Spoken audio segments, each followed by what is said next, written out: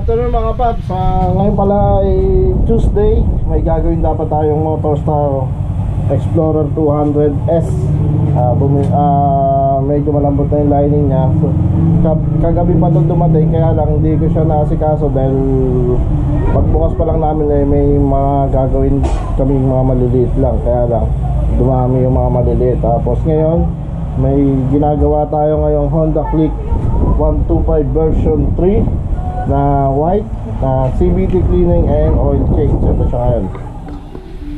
Ito yung Honda Click 125 na white, CVT cleaning. Nabaklas ko na yung CVT niya. Ito yung CVT niya, nalinis ko na rin. Ang panlinis natin gamit ay Mr. Dubs engine degreaser. Na-change oil na rin natin to. Ito yung kanyang langis, medyo malinis-linis pa. Ang gamit nating langis ay Top 1 Action-Matic. Ito ang gamit nating langis. Nautal pa ako mga paps. Top 1 Action-Matic, product of USA, SAE 10W40 Jaso MB for automatic motorcycle engine. So ito ang gamit natin. Ito yung sinali natin sa kanyang Honda Click. So napansin ko medyo marumi na yung filter niya. So kakausapin natin yung may-ari para mapalitan tong air filter element niya. Meron naman tayong stock. Tapos yung grasa, Mr. Dubs high temp grease ang gamit natin. Pinuno na natin tong sa torque drive niya. And then baka magpalit din tayo ng slider. Hintayin lang din natin yung may-ari kasi maluwag na yung slider niya. So kung papalitan natin ang slider, ang ikakabit natin ang meron tayo ay KDC slider. Yan, isang set na siya. Ito naman yung kanyang CVT. Nalinis natin. Ang gamit natin dito Mr. Dubs degreaser din. Tapos yung airbox niya nalinis na rin natin. Kaya kakabit na lang natin. Dahil lang natin yung may-ari.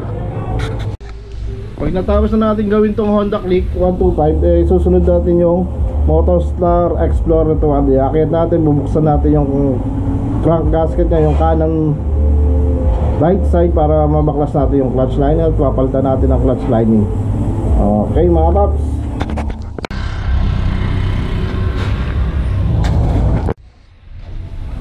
So natapos na natin yung CVT cleaning ng Click 125. Ipapasok na natin yung Explorer 200 para sa kanya clutch lining.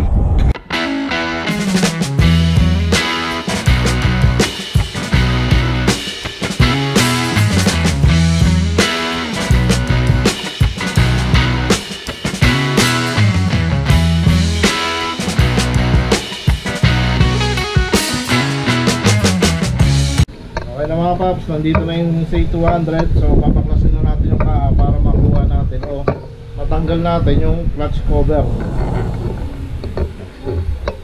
Ito ang babaklasin natin, tong side bearings na to para makuha natin yung clutch cover.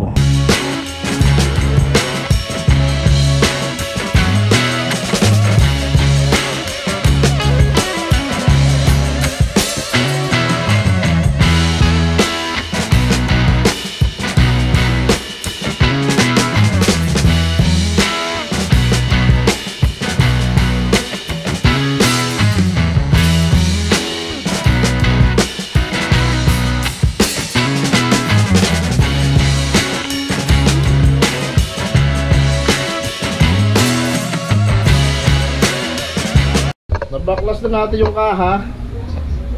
Susunod na natin yung cover, yung clutch cover. Ang babaklas na lang natin dito itong kick arm, then yung cover sa clutch. Patatagasin muna pala natin yung langis para hindi magkalat. Tingnan natin kung anong maganda gawin.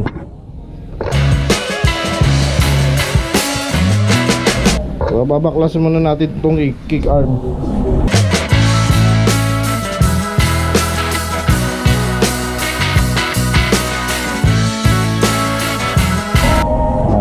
Natin yung kick arm. Gagawin na natin, babaklasin na natin lahat ng bolt ng cover niya, ng clutch cover niya. Then dito na lang natin siguro patatagasin yung oil. Naglagay na tayo ng bandihado. Yun lang ang kagandahan dito sa mga ganitong motor. Hindi na natin kailangan magtanggal ng footrest katulad sa underbone saka ng tambucho. Tapos dito pwede na natin kagad baklasin yung cover nya, engine cover o clutch cover. At kagandahan dito sa Motorstar, pantay-pantay yung tornilyo nya. So hindi ka maliligaw, hindi ka magkakamali kung saan mo ilalagay. Wala pa ako napansin kakaibang tornilyo.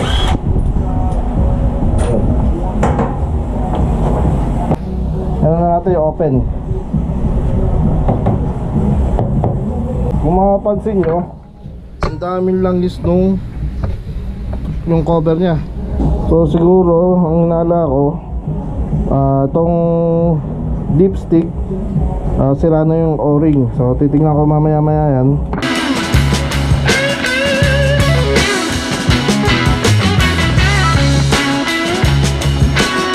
Natigil tayo sa paggawa ditong Motorstar sa ito kasi nasikaso ko yung carb nung Motorstar Magnum 250 ko kasi nalalapit na yung Christmas party. Yun ang gusto kong gamitin na motor sa ride. Medyo nakakatawa nga kasi yung karburador saka yung gasolina nya, yung gasolina panis, napakabaho. Tapos yung karburador talagang naglalagkitan. Tuloy natin kasi may huminto na kakilala natin. Ngayon lang ulit kami nakita, mga 2 years yata. Dati customer ko rin, nagkasama. Akala ko wala ng pag-asa yung carb kasi yung karburador ay puro lumat na yung loob. Tapos sinusundot ko na talagang hindi maano. Buto na lang naisip ko na gamitan ng BG throttle body intake cleaner. So natanggal niya yung bara, yung mga lumot na matigas. Natanggal niya, muntikan ko na nga isa lang sa ultrasonic machine para lang matanggal yung bara. Pero dito natanggal niya. As of now, umaandar pa yung motor simula kanina. Ito yung Magnum 250. Yan. Namatay na, pero kanina pa siya umaandar. Sakto lang pagkamatay yan.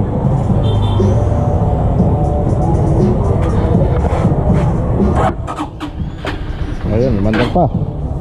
So para sa akin okay na siya, bukas naman uli. Then meron tayong Kawasaki Honda TMX na overall. Siguro bukas ka naman sisimulan niya kasi gusto ko muna mabuksan tong clutch cover nito at mabaklas ang clutch disc nya para bukas mabilan ni Papa P babs natin ng pyesa. Then mga oil seal kasi mga tagas-tagas, kaya kailangan ko mabuksan muna to. So sisimulan ko na. Nakaangat na namin yung cover kanina kasi ang tigas. Pukpukan lamor pang nangyari.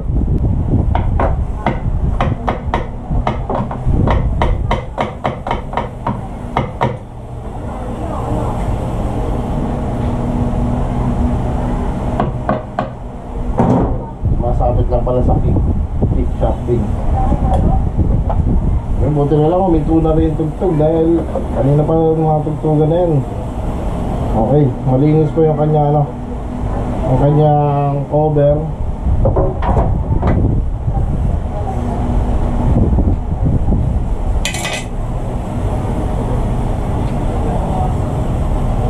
Okay pa yung ikot ng bearing. So ito na lang, babaklasin na rin to. 1, 2, 3, 4, 5, 6. 6 na clutch lining ang ating papalitan. Ayan, maliwanag na. Maliwanag na, nakikita ko na yung ginagawin ko. Nakikita nyo ba yung ginagawa ko? Tama ba yung mga pinagsasabi ko? Kaya ito lalagay itong battery na ito. Diyan mo na, lagay mo na yung kabit.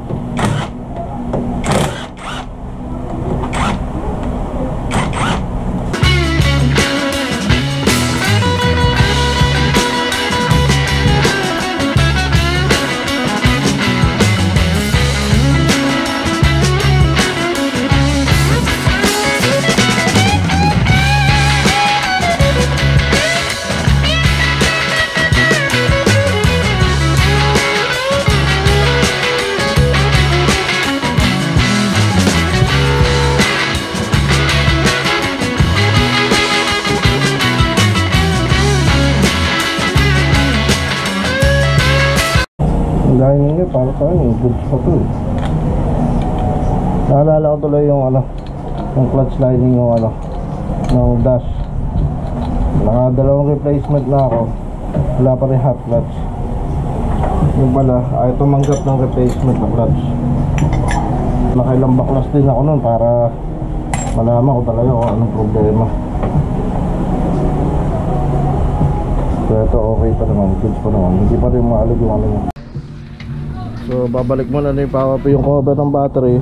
Sa susunod na araw ko na gagawin to. Pati yung shock niya eh, sa front shock niya kailangan mapalitan ng oil seal. Tapos yung wiring ulit dahil wala nang busina, wala nang ilaw. And then tune up siguro, lilinisin ko ulit yung carb. At siguro yung mga natirang gasolina sa tangke tatapon ko na kasi talagang baho, may panis na gasolina. Sabagay, tangke nga pala yan, hindi panis na gasolina nandyan. And then bukas habang nasa Caloocan si Papi, yung TMX naman, itong Honda TMX 125, eh, ibababa ko yung makina, yung overall ko. Kaya sa bibili namin, eh, para muna dun sa Motorstar. Good evening mga paps, recap tayo simula kaninang maga. Dapat talaga pagbukas ng shop, ang umpisahan ko is yung Motorstar Explorer. Ang problema, ang lalakas ng mga sounds ng mga kapitbahay ko, makaka-copyright tayo ni YouTube na naman. So ang ginawa ko, tinabi ko muna yung Explorer. Sakto naman may dumating tayong mga customer, may dumating tayong Rusi, Gala yata yun, na parang Soul Eye 115 clone. Kamukha talaga, akala ko ang Mio. Pero nahirapan kami magsalin ng gear oil kasi natatakpan ng crankcase cover ng CVT. So ang ginawa lang namin doon, ang ginamit naming gear oil Shell, kasi ang binili pala niya is yung package ng Shell, na pag bumili ka ng Shell engine oil synthetic 10W40 Jaso MB synthetic base. So may package si Shell, may kasama siyang gear oil. So yun ang ginamit namin. So pag yung kasi mga ganong packaging ng gear oil, ang daling isalin, lalo na sa mga GY6, Click at Beat. Kasi yung salinan nila, yung salinan ng gear oil nasa gilid. So para lang siyang toothpaste na pipigain, papasok sa gearbox. Yun, ganoon kadali. So kaya yun na rin ang talagang idea namin na gamitin. So pagkatapos nun, meron tayong MIUI na magpaparehistro sa LTO. Kaya lang problema, hindi siya pinagbigyan kasi ang dami niyang ilaw. Pinabaklas sa kanya yung mini driving light, at ano pa yung pinabaklas, mga eagle eye na hindi naman din daw umiilaw. So ang ginawa ko, cleaner na lang yung wiring. Tapos dahil natuwa siya dun sa package ni Shell, bumili rin siya pero hindi niya pinasalin yung gear oil. And then sumunod naman, habang tayo nagliligpit, dumating naman yung Honda Click 125 version 3. Nagpa CVT cleaning, tapos change oil na rin. Ang ginamit naman natin lang is dun ay Top 1 Action Matic 10W40 synthetic blend Jaso MB rin yun. Basta tandaan nyo, pag mag-oil change kayo ng pag tandaan nyo, pag mag-change oil kayo, mas mahirap sabihin yung oil change eh. Pag mag-change oil kayo ng mga automatic nyong motor o scooter, lagi nyong titingnan ng ang packaging ng isang langis. Kailangan Jaso MB. Hindi ko rin alam. Sa susunod isa-search natin kung bakit Jaso MB ang kanyang label. Basta automatic Jaso MB, kasi ang mga scooter is dry clutch, tama ba? Dry clutch, walang clutch ang scooter na nabababaran ng langis. Pero ang scooter kasi ay high revving o mataas ang rev o mas mainit ang makina ng scooter, ng automatic na motor, kaysa sa mga manual na motor. I-google natin yan para malaman natin kung bakit ganon.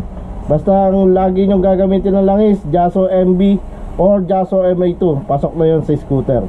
Although na di naman yung iba talagang pinipilit kahit anong langis, pero para sa akin sa shop, tinuturo namin sa mga customer namin yung mga dapat na langis na mali. Tinuturo namin sa mga customer namin na kung anong dapat na langis ang gamitin sa kanilang mga motor. So yun na lang. Dahil pagkatapos nun, dumating tong TMX na kumakatok ang makina, ang ingay ng makina. So pinasilip sa akin kanina. Pagkasilip ko, pudpud na yung push rod. TMX 125 ba? Hindi ko alam kung Alpha to, pero mukhang lumang modelo, mas nauna pa sa Alpha. TMX 125 push start. Tukod na yung ano niya, pudpud na yung push rod niya.